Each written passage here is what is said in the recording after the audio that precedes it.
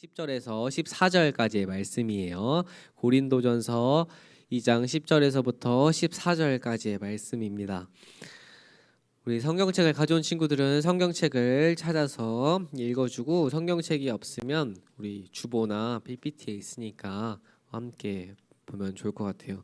오늘 우리 말씀 읽고 또 성경 말씀 우리 설교 들을 때 말씀을 펴놓고 있으면 좋거든요. 성경책을 덮지 말고 오늘은 꼭 펴놓고, 아니면 또 주보, 성경책이 없으면 주보에 나와 있는 말씀을 보면서 우리 함께 이따 말씀을 나누도록 할게요. 오늘 말씀 우리 5절의 말씀인데 한 절 한 절마다 길죠. 오늘 말씀이 우리 다 함께 한 목소리로 함께 읽어보도록 하겠습니다. 10절부터 읽을게요. 시작. 오직 하나님이 성령으로 이것을 우리에게 보이셨으니 성령은 모든 것 곧 하나님의 깊은 것까지도 통달하시느니라. 사람의 일을 사람의 속에 있는 영 외에 누가 알리요? 이와 같이 하나님의 일도 하나님의 영 외에는 아무도 알지 못하느니라. 우리가 세상의 영을 받지 아니하고 오직 하나님으로부터 온 영을 받았으니 이는 우리로 하여금 하나님께서 우리에게 은혜로 주신 것들을 알게 하려 하심이라.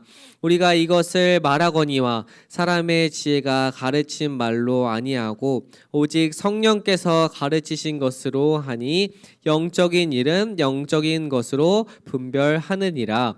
육에 속한 사람은 하나님의 성령의 일들을 받지 아니하나니 이는 그것들이 그에게는 어리석게 보임이요 또 그는 그것들을 알 수도 없나니 그러한 일은 영적으로 분별되기 때문이라. 아멘. 제가 말씀을 전하기 전에 잠시 두 손 모아서 주님께 기도하도록 하겠습니다. 기도할게요. 사랑해 주님 감사합니다. 주님 이렇게 무더운 날씨 가운데서도 주님을 사랑하는 마음으로 나왔습니다. 우리 아이들이 이제 기말고사가 얼마 남지 않았습니다. 우리 아이들에게 지혜와 능력을 더하여 주시옵시고 이 말씀을 통해서 우리가 이 땅 가운데 무엇을 붙잡아야 하는지 무엇이 진리인지를 말씀을 통해 성령 하나님의 보우심을 통해 깨달을 수 있는 거룩한 아이들이 될 수 있도록 주님께서 인도하여 주시옵소서. 우리의 마음 문을 열어주시옵시고 이 들은 말씀을 통해서 그것을 삶으로 선해낼 수 있는 거룩한 자녀들이 될 수 있도록 또한 항상 함께하여 주시옵소서. 이 모든 기도 우리 주 예수 그리스도 이름으로 기도드립니다. 아멘. 오늘은 말씀을 깨닫게 하시는 하나님, 성령 하나님이라는 제목을 가지고 말씀의 은혜를 잠시 나눠보도록 할 거예요. 요즘은 목사님이 어릴 적보다 요즘에는 이제 내가 좋아하거나 연고지의 팀을 정해서 응원하는 사람들이 많아진 것 같아요. 요즘에는. 그래서 뭐 축구나 야구나 뭐 농구나 요즘은 이제 롤과 같은 게임도 팀을 정해서 시합 때 응원을 해요. 특히 이제 라이벌 팀끼리의 시합은 응원하는 팬도 흥분하게 만들어요. 왜냐하면은 바로 소속감 때문이에요. 왜냐하면 내가 나아가지 않아도 내가 그 팀에 소속되어 있기 때문에. 그래서 우리가 월드컵 때 우리 대한민국이 하나가 되잖아요. 왜냐하면 대한민국 국가대표 우리나라를 대표해서 나가서 그들이 지면 우리가 지기는 거고 그들이 이기면 우리가 이기는, 그래서 소속감 때문에 이겨야 한다라고 생각을 하는 거죠. 그래서 자기가 좋아하는 팀이나 응원하는 팀에서 소속되어 있다고 생각하기 때문에 온 마음과 힘을 다해서 마치 그들이 지면 내가 지는 것 같고 그들이 이기면 내가 이기는 것 같은 그런 소속감을 가지고 우리가 응원을 하게 돼요. 전쟁도 이와 마찬가지예요. 전쟁은 우리 편과 상대편이 나뉘어서 이제 싸우게 되는데 소속감으로 인해서 내가 이제 지면은 죽게 되니까 또 소속감뿐만 아니라 내가 살아야 하기 때문에 전쟁에서는 어떻게든 승리를 하려고 해요. 우리가 살면서 전쟁을 겪어서는 안 되지만 우리의 삶에서 전쟁이 있다는 사실을 알고 있나요? 목사님이 저번 주에 얘기를 해줬는데 저번 주에 말했던 것처럼 우리에게는 바로 무슨 전쟁이 있냐면 영적 전쟁이 있어요. 영적 전쟁이. 우리는 이 세상을 살아가는 그리스도인으로서 이 전쟁에 꼭 참전을 해야 하고 이 전쟁에서 이겨야만 해요. 오늘 말씀을 통해서 영적 전쟁에서 우리가 소속된 것이 어디인지, 우리의 소속감이 어디에 있고 또 우리가 어떻게 살아가야 하고 어떻게 영적 세계를 이길 수 있는지를 말씀을 통해서 한번 살펴보려고 합니다. 오늘 성경 공부는 이 사도 바울 선생님께서 이제 고린도 교회에 보낸 편지예요. 고린도 전서가. 이 고린도 지역은 사진을 보면은 여기에 이 그리스라는 지역에 있었거든요. 오늘날 이제 그리스. 여기 이제 오른쪽에 튀르키예가 있죠. 튀르키예. 이 그리스가 있고 이 고린도가 여기 있는 도시예요. 이 도시가 어디에 있어요? 해안에 있어요? 내륙에 있어요? 해안에 있어요? 내륙에 있어요? 해안에 있죠. 해안에 있는 도시라고 한다면은 우리가 이전에 보았던 것처럼 해안에 있다는 것은 오늘날 이제 무역이 활발한 곳, 우리가 이제 공항이 있는 것처럼 무역이 활발한 곳이요. 당시에는 이제 바다를 통해서 육로가 아니고 이제 해로를 통해서 이제 다녔기 때문에 이 해상 교통과 무역의 중심지가 바로 이제 항구 도시였거든요. 이 항구 도시의 특징들이 이전에도 말했는데 여러 문화들이 모이다 보니까 뭐 여러 가지 문화도 있고 옷도 모이고 음식도 모이고 또 우상들도 모이게 됐어요. 왜냐하면 각자 믿는 신들이 있었기 때문에 저기 중동에서 믿는 신들과 저기 아프리카에서 믿는 신들이 이렇게 왔다 갔다 하면서 모든 곳이 모이게 되는 곳들이 바로 이 항구 도시예요. 그래서 이 항구 도시는 다양한 민족들도 많았고 다양한 사람들도 많았고 먹을 것들도 뭐 입을 것들도 여러 가지가 많았고 그만큼 우상 또한도 많았다. 그래서 이전에 목사님이 이 빌립보 교회를 설명할 때 혹시 이 여신 기억나세요? 이 신 다산의 상징, 이 아데미 여신이 있다고 했는데 이게 빌립보도 항구 도시라 그랬는데 이 여인이 그 빌립보에서는 그 유명한 신이라고 했어요. 왜냐면 이 신을 믿어야만 그 돈을 많이 벌고 축복을 받는다. 여기 있는 이 가슴이 많은 게 축복의 상징이라고 했잖아요. 이 신이 그래서 많이 믿게 되면은 내가 축복을 얻는다라고 해서 이 빌립보도 항구 도시다 보니까 빌립보에는 이 아데미 여신이 유명했어요. 근데 고린도 지역에도 유명한 신이 있었습니다. 바로 우리 올림푸스 가디언 보면은 그 그리스 신들 있잖아요. 이 사랑의 여신 아프로디테 신전 있었어요. 아프로디테 신전. 아프로디테가 누구예요? 아프로디테가 누구예요? 아프로디테가 누구죠? 혹시 이 명화 알아요? 이 그림? 이 그림이 무슨 그림일까요? 5글자예요. 아니 6글자네? 맞아요. 비너스의 탄생. 이 비너스의 탄생이 명화 작품인데 아프로디테가 바로 비너스입니다. 아프로디테가 바로 비너스예요. 이 비너스가 어떤 여신이에요? 맞아요. 미와 사랑의 여신.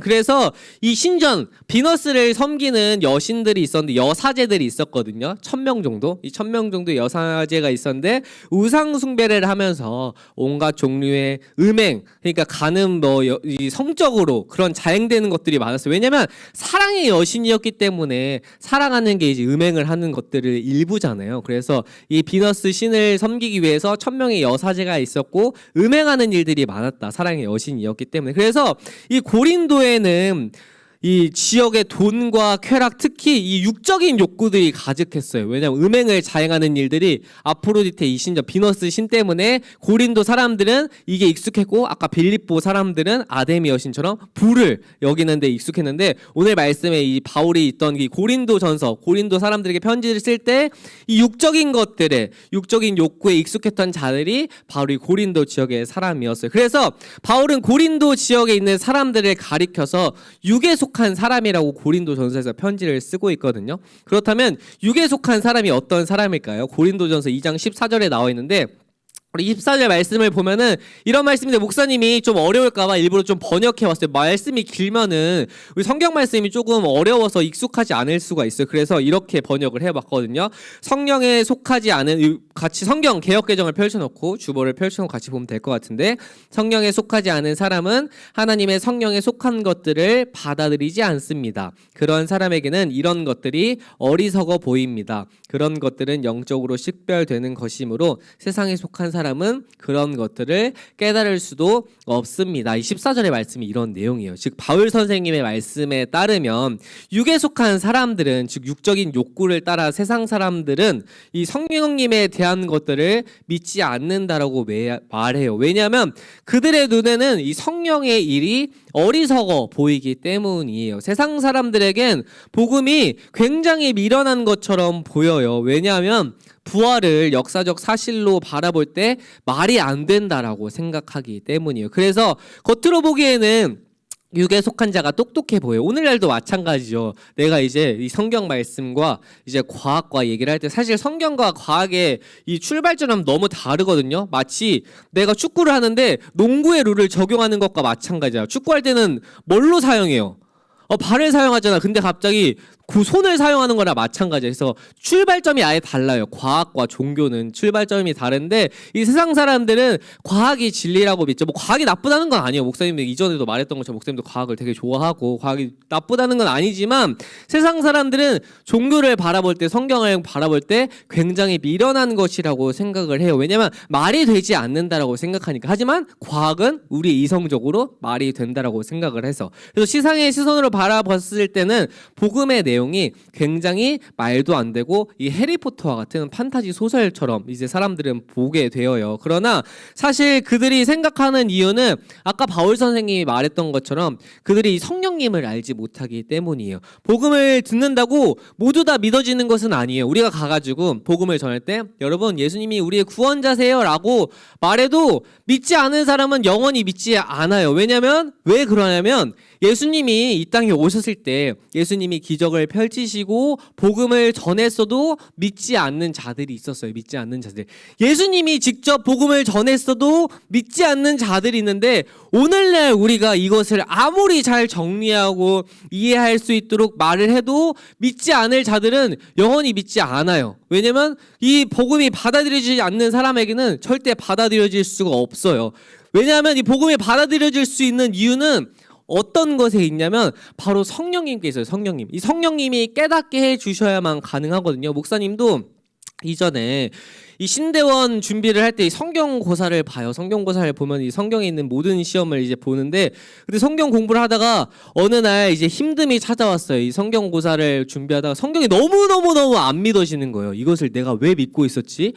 내가 다른 이단들처럼 세뇌당한 게 아닐까. 왜냐면 신천지에 가는 사람들은 그들은 거기서 진리라고 생각하잖아요. 근데 목사님은 어렸을 때부터 모태 신앙에서 아버지는 안 다니지만 어머니가 다니고 있어서 어렸을 때부터 교회를 다녀왔는데 이게 내가 어릴 적부터 배워오고 들어왔으니까 이게 마치 어릴 때는 뭔가 판단할 수 있는 분별력이 없잖아요. 그래서 어릴 적부터 내가 세뇌 교육을 당한 게 아닐까라는 생각이 들었어요. 마치 이게 아닐 수도 있겠는데 라는 마치 진리를 얻은 것처럼. 그래서 성경 공부를 하다가 이게 아닐 수도 있겠다. 이게 내가 세뇌당해서 정말 바보처럼 믿은 걸 수도 있겠다. 이제 그 전도사가 되기 전에 이제 대학원에 가기 딱 그 이후에 갑자기 딜레마가 온 거예요. 그 전까지는 성경이 당연하다고 믿었는데 그 순간에 이 성경이 너무 안 믿어지는 거예요. 내가 너무 바보 같은 사람 같고 세상 사람들이 너는 그걸 왜 믿어라고 할 때 아니야 이것을 진리야라고 말했지만 반대로 생각해보니까 이게 정말 진리가 아닐 수도 있겠다라는 그 딜레마가 나에게 찾아왔죠. 그때 내가 이제 했던 것들은 여러 가지 역사적 사실들을 찾아봤어요. 이게 진짜일까 아닐까? 왜냐하면 학부에서도 우리 신학 다른 일반 학부를 전공하다가 신대원에 가서 신학을 전공할 수도 있지만 목사님은 신학과를 하고 그 다음에 신대원을 이제 가려고 준비를 했기 때문에 근데 신학과를 했다는 것도 이미 4년간 신학 공부를 했다는 거예요. 신학 공부를 하다가 갑자기 그 딜레마가 찾아온 거예요. 신대원에 가기 전에. 그래서 찾아봤죠. 왜냐면 배운 게 있으니까 4년 동안 학부 때 배운 건 사실 수박 겉핥기거든요. 대학원에 가야 진짜 배우는 거고. 그래서 열심히 찾아봤는데 그때 또 딜레마였어. 이게 진짜 맞는 걸까? 이게 정말 믿을 수 있는 걸까? 라는 그런 딜레마가 찾아올 때 내가 성경을 파보자고 생각했고 성경에 여러 가지 문서들이 있거든요. 성경 말고도 성경을 입증해주는 여러 문서들이 있어요. 그래서 이 예수님을 찾아보자. 예수님에 대한 역사적 사실을 찾아보자 해서 그 증거들을 찾다가 이게 정말 진짜일 수 있겠다. 내가 그동안 너무 몰랐기 때문에 오히려 이것이 진리가 아닐까라는 생각을 했구나라고 생각을 해서 성경의 중심을 갖고 성경의 이외의 역사적 사실들을 찾아보았을 때 예수님은 진짜 오셨고 예수님이 부활하셨다는 사실이 맞다. 왜냐하면 예수님이 부활하지 않았다는 사실이 오히려 과학적으로 확률적으로 더 어렵다는 그 증거들이 많더라고요. 그런 것들을 찾아보았을 때 예수 그리스도가 정말 역사적으로 오셨고 부활했다는 사실이 있구나라는 것을 어느 순간 말씀을 통해서 깨닫게 되는데 오늘 말씀처럼 그걸 깨닫게 해주는 분이 말씀을 들었을 때 성령님의 도우심이 필요하다. 그래서 성령님께서 우리 가운데 깨닫게 해주셔야 말씀을 듣고 받아들일 수 있다라는 것을 사도 바울 선생님이 얘기하고 있는 거예요. 성령님께서 깨닫게 해주셔야만 이것을 듣고 우리가 받아들일 수 있거든요. 그렇다면 성령님은 도대체 무엇을 하시는 분일까요? 이것이 10절에 나와 있는데 10절에서는 이렇게 얘기하고 있어요. 우리 계속 말씀을 보면 되고 쉽게 번역하면 이런 말씀이에요. 하나님께서 성령을 통하여 이 지혜를 우리에게 계시하셨습니다. 왜냐하면 성령님께서 모든 것을 심지어 하나님의 깊은 것까지도 속속들이 살피시기 때문입니다. 라고 이렇게 10절에서 이야기하고 있어요. 이 말은 성령님께서 우리에게 예수 그리스도에 대한 복음의 모든 것들을 깨닫게 해주셔야만 가능하다는 뜻이에요. 아까 말했던 것처럼 예수님이 왔을 때도 듣지 않은 자들이 많았어요. 그렇기 때문에 그것을 깨닫게 하시고 이해하게 도와주시는 분이 바로 성령 하나님이시거든요. 성령 하나님은 하나님의 깊은 곳까지도 속속들이 살피고 있기 때문에 그 모든 복음의 성경에 대한 진리를 성령님께서 이해시켜 주시고 받아들일 수 있게 도와주셔야만 그것이 이해될 수 있다라는 그 뜻이에요. 그렇다고 성경이 비논리적인 사실은 아니에요. 왜냐하면 역사적 사실로 봤을 때 그것은 역사적 사실은 실제 일어났다는 사실이거든요. 실제 일어난 사건을 입증을 해서 그것을 이제 내가 믿음으로 받아들일 때 그게 이제 예수님이 나의 구원자가 되는 거고, 그것을 믿음으로 받아들이지 못하면 그저 예수님은 나와 동떨어진 그냥 죽었다가 있었던 역사적 인물로 그치게 되는 거예요. 근데 그 도움을, 믿음의 문을 깨뜨릴 수 있게 도와주는 분이 바로 성령 하나님이시다라고 사도 바울 선생님이 얘기를 하는 거예요. 왜 이런 얘기를 하냐면 바울 선생님도 예수님을 처음에 믿었어요, 안 믿었어요? 바울 선생님 예수님 믿었어요, 안 믿었어요? 바울 선생님은 예수님 믿지 않았어요. 바울 선생님 원래 유대인이었잖아요. 그리고 성경에 대해서, 구약 성경에 대해서 굉장히 잘 알고 있던 사람이었어요. 그리고 이 바울 선생님 원래 그 예수님을 믿는 자들을 잡아서 괴롭히고 죽이던 자였어요. 어느 날 다메섹이라는 동네에 이제 가다가 거기에 이제 그리스도인들이 많이 모여서 예배드린다는 사실을 듣고 내가 그들을 잡아가지고 가만 안 두겠다라고 생각했어요. 왜냐하면 그리스도인들이 이 유대 종교를 이 어지럽힌다라고 생각했거든요. 그러니까 이단이라고 생각했죠. 이단. 바울 선생님은 우리의 유대 종교가 저 그리스도 종교 때문에 너무 핍박을 받고 너무 혼란스러워진다. 그래서 그리스도인들을 다 잡아서 죽이고 가둬야겠다라고 생각해서 그 다메섹으로 가던 도중에 갑자기 예수님을 만났고, 예수님을 만나서 그 자기가 알고 있던 구약 성경에서 예언하고 있는 자가, 구약 성경은 이후에 예언하는 사람이 있거든요. 다윗과 같은 사람이 이 땅에 와서 우리의 구원자로 오실 것이라고 생각했는데 유대인들은 그 구원자가 다윗처럼 힘센 왕이에요. 정치적으로나 뭐 전쟁으로나 힘센 구원자가 와서 우리를 이 모든 것에서 그 구원해 내시고 통치할 사람이 올 것이다라고 생각했고, 바울도 그렇게 믿었는데 알고 보니까 그 예언자가 예수 그리스도라는 사실을 예수님을 통해, 즉 성령님의 도우심을 통해서 깨닫게 됐고 그것을 믿게 된 거죠. 그래서 바울이 이렇게 말하는 거예요. 내가 예수님을 알고 있었지만, 그 사람을 알고 있었지만 그 사람은 선지자인 줄 알았다. 하지만 내가 성령님을 통해서 그것이 이해가 됐고 그 모든 것들이 성경의, 구약 성경에 예언하고 있는 자가, 구원자가 바로 예수 그리스도라는 사실을 받아들이게 됐고 그분이 우리의 구원자이다. 그렇기 때문에 우리가 이 구원자를 믿어야만 한다라고 사도 바울 선생님이 변화돼서 얘기한 거예요. 그래서 그 깨달음을 주신 분이 바로 성령 하나님이라고 오늘 본문에서 얘기를 하고 있는 거예요. 이렇게 바울 선생님은 우리가 아무리 믿고 싶어도 성령님이 도와주지 않으면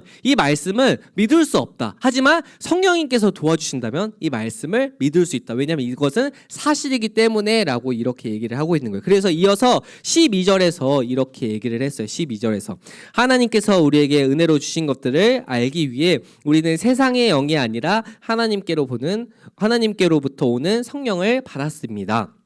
바울의 이 말씀은 우리가 예수님을 믿을 수 있는 이유가 세상의 지식과 이유와 근거에 있는 것이 아니라 성령님께서 깨닫게 하셨기 때문에 가능하다는 것을 얘기하고 있어요. 목사님이 아까 말했죠. 학부 때 공부 이렇게 다 하고 신대원 가기 전에 성경 공부를 하다가 이게 내가 너무 안 믿어지는데 어떡하지? 내가 이거 너무 나 세뇌당한 것 같은데, 나 이 기독교 집안에서 엄마한테 세뇌당한 것 같은데, 교회한테 나 세뇌당한 것 같은데 라고 생각을 할 때 내가 여기서 빠져나와야겠다라고 생각하고 보다가 이게 여러 가지 사실들이 있지만 이게 진짜일까라고 할 때 다시 성경으로 돌아갔거든요. 다시 성경을 읽어보자라고 성경을 읽었을 때 그때 딱 깨달음이 왔어요. 그래서 그걸 깨달았어요. 성령님이 도와주셔야만 이것이 사실이지만 이것을 믿을 수 있는, 내가 이 믿음으로 이걸 받아들일 수 있는지 없는지의 여부는 성령님이 도와주셔야만 가능하구나. 즉 여러분들은 그런 시점에서 보면 축복받은 거예요. 왜냐하면 세상 사람들은 이 진리를 성령님이 도와주시지 않는다면 받아들이고 싶어도 싶어도 받아들일 수가 없거든요. 하지만 여러분은 그것을 믿었기 때문에 이 자리에 온 거잖아요. 그래서 감사한 거예요. 성령님이 이 진리를 깨닫게 도와주셨기 때문에 바울 선생님이 오늘 이것을 얘기하신 것이죠. 성령님은 예수님께서 승천하시면서 우리에게 보내주신 영이에요. 따라서 성령에 속한 자, 이 성령에 속한 자는, 우리가 하나님께서 오늘 성령을 받았다고 하는 자는 바로 하나님이 되시는 거죠. 하나님과 예수님과 성령님이 한 분이시니까 그 한 분인 분께서, 성령님께서 우리를 도와주셔서 우리가 세상 가운데 말씀을 듣고 깨달을 수 있게 도와주세요. 예수님께서 우리를 위해 십자가에 죽으시고 부활하신 것들을 하나님께서, 성령 하나님께서 그것을 깨닫게 도와주시는 분이죠. 그러므로 여러분, 우리는 이 성령님의 도우심을 의지해야 돼요. 우리가 기도할 때 예수님의 이름으로 기도드렸습니다 라고 얘기를 하지만 성령님 도와주세요 라고 말할 수 있는 것은, 말했던 것처럼 성령님의 이름은 보혜사거든요. 보혜사는 돕는 자, 즉 우리를 돕는 자가 성령님이기 때문에 우리가 성령님의 도우심을 받아야 하고 의지해야 해요. 그래서 바울은 13절에서 또 이렇게 이야기를 하고 있습니다. 우리는 사람의 지혜에서 배운 말로 말하지 않고 성령으로부터 가르침 받은 말씀으로 말합니다. 성령님께 속한 것은 성령에 속한 것으로 설명해야 하기 때문입니다.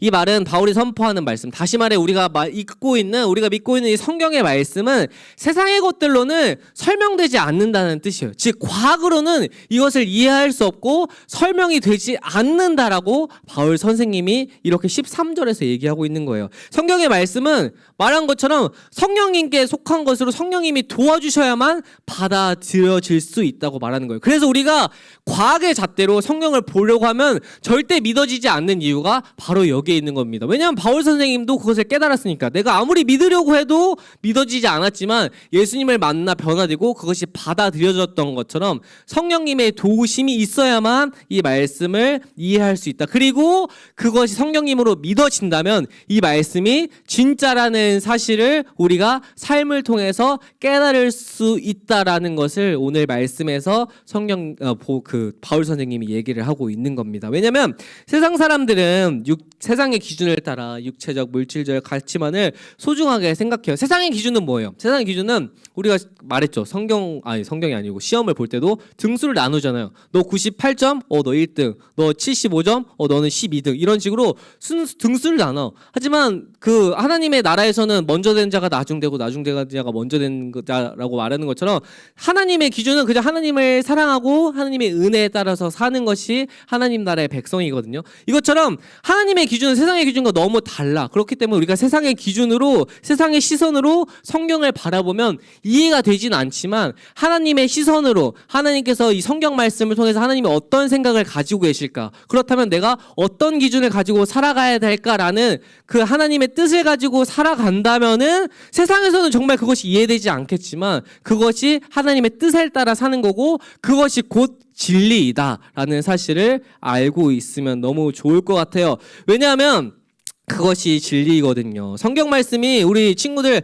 허무맹랑한 사실처럼 느껴질 때가 많죠. 왜냐면 우리가 창조론을 봤을 때 하나님께서 이 6일 동안 창조하셨다라고 얘기를 하잖아요. 6일 동안 창조하지만 진화론은 뭐라 그래요? 빅뱅으로 빵 하고 터지고, 요즘 뭐 촉근 이론이라고도 또 새로운 이론이 나왔지만 여러 이론들이 나와서 과학적으로 설명을 하는데 창조론은 말이 안 되죠. 창조론 말이 안 돼. 그리고 뭐 홍해의 기적, 바다가 갈라졌다고 하는 거, 그 다음에 애굽 나올 때 10가지 재앙들, 이런 거 오늘날 있어요, 없어요? 있어요, 없어요?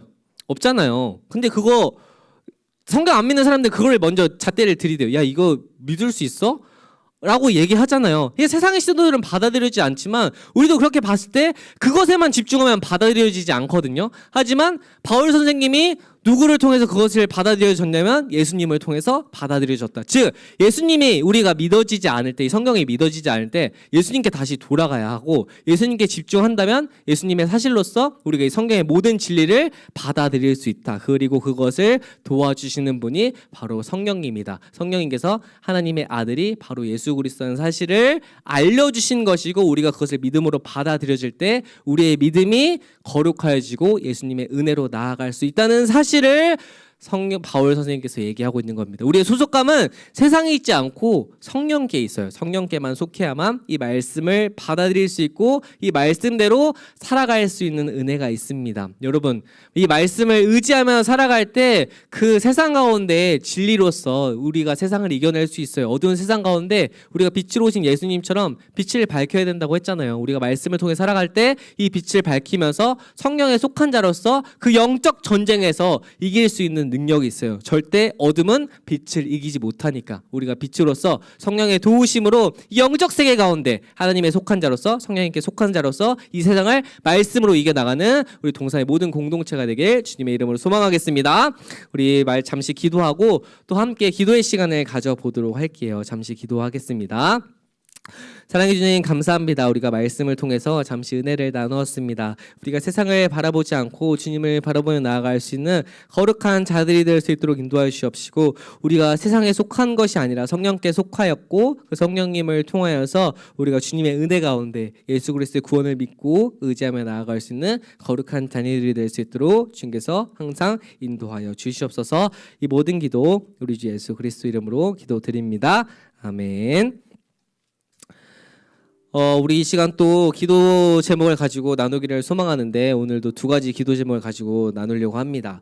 우리가 아까 말씀을 통해 보았던 것처럼 우리가 이제 말씀을 듣고 나아갈 수 있는 그 은혜가 성령님께 있어요. 성령 하나님께 있어요. 우리가 그것에 지혜를 달라고 기도하기를 소망할게요. 내가 이 자리에 왔지만 말씀이 믿어지지 않는 친구들도 있고 이것이 너무 허무맹랑한 것처럼 느껴질 때가 있어요. 그건데 그게 잘못된 것이 아니에요. 그건 맞아요. 맞다고 목사님은 말하고 싶어요. 왜냐면 목사님도 그랬으니까. 목사님도 그것이 믿어지지 않았으니까.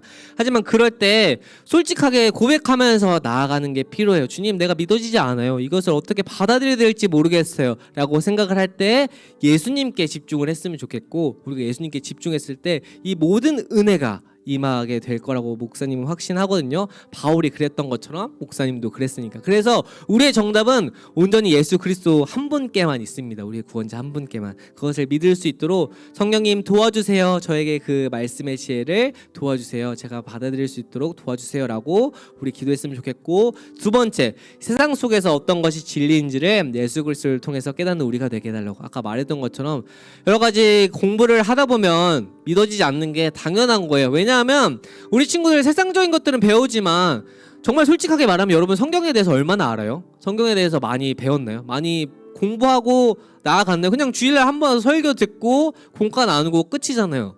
하지만 세상의 것들은 많이 배우지만 정작 성경의 것들은 많이 배우지 않거든요. 그러면서 성경은 되게 비합리적이고 말이 안 되는 것이라고. 왜냐하면 말이 안 되는 것에 집중하도록 사단이 우리를 넘어뜨려요. 야, 홍해 바다가 어떻게 갈라질 수 있어? 그런 것들 믿어지지 않잖아 라고 그런 것들부터 흔들어 놔요 우리를. 그래서 우리가 성경을 제대로 사실 알지 못해요. 성경을 제대로 알지 못하기 때문에 성경을 비합리적인 것이라고 생각할 때가 많아요.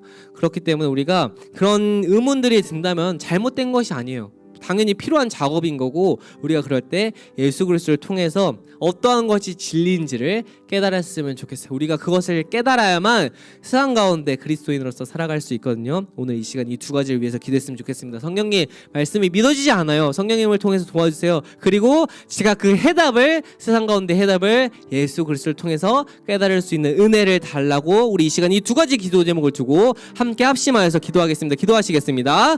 사랑해 주님 감사합니다. 주님, 우리가 오늘 말씀을 통해서 보았습니다. 우리가 이 성경 말씀이 믿어지지 않을 때도 있고 세상의 가르침을 배워가면서 성경은 정말 비합리적인 것 같고 판타지 소설처럼 말도 안 되는 것들에 의해서 우리가 왜 교회에 와야 되는지, 주님이 있는지도 없는지도 모르겠고 이 교회가 왜 믿어야 하는지 모를 때가 참으로 많이 있습니다. 세상의 가치관을 살다 보면 주님이 나를 도와주지 않는 것 같고 세상의 기준에서 나도 1등하고 싶고 잘 살아가고 싶지만 주님을 믿는다고 나아지지 않는 삶을 보면 주님이 어떤 분인지를 깨닫지 못할 때가 참으로 많습니다. 주님, 우리 아이들에게 어떠한 것이 진리이고 성령 하나님을 통해서 말씀을 올바로 분별할 수 있는 지혜를 허락하여 주시옵시고 우리가 세상 가운데서 어떠한 것이 진리인지를 우리의 구원자 예수 그리스도를 통해서 깨달을 수 있는 은혜를 우리 아이들에게 부어 주시옵소서. 우리 아이들 세상 가운데 예수님으로서 나가기를 소망합니다. 예수 그리스도 한 분으로 주님 돌파하기를 소망합니다. 주여, 우리 아이들이 이 세상 가운데서 어떤 것이 진리인지를 깨달을 수 있도록